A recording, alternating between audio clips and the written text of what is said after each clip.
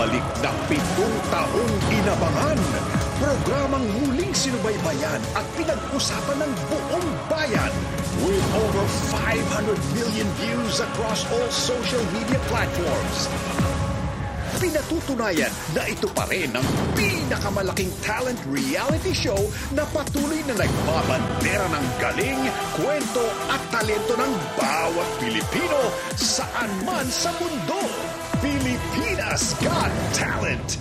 Kasama ang 2 hosts na nagbigay ng panibagong saya and a brand new powerhouse panel of superstar judges. At matapos ang 13 linggong paghahanap ng natatanging mga talento, 8 acts ang natitirang nagwawagayway ng watawat ng kanilang mga pangarap. O di Santo Domingo! Magic na malapit sa puso ko ang panglaban ko ngayong Grand Finals. Fem Manila! Pride flag is waving. The category is... Handa na mga bakla! Winner ang mga bakla!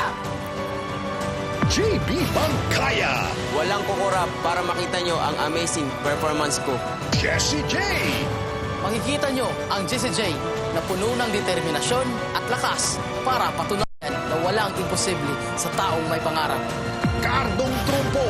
Itong larong Pinoy ang magdadala sa akin at sa pamilya ko sa tagumpay. NDDU Generals! Babandera namin ang husay at talento galing sa lugar ng mga kampyon, ang General Santos City. Carl Kion! Pag-ibig sa sining at ilusyon, yan ang pinaglalaban ko. Manza! Ipapakita ko na kaya kong liparin ang tugatog ng tagumpay.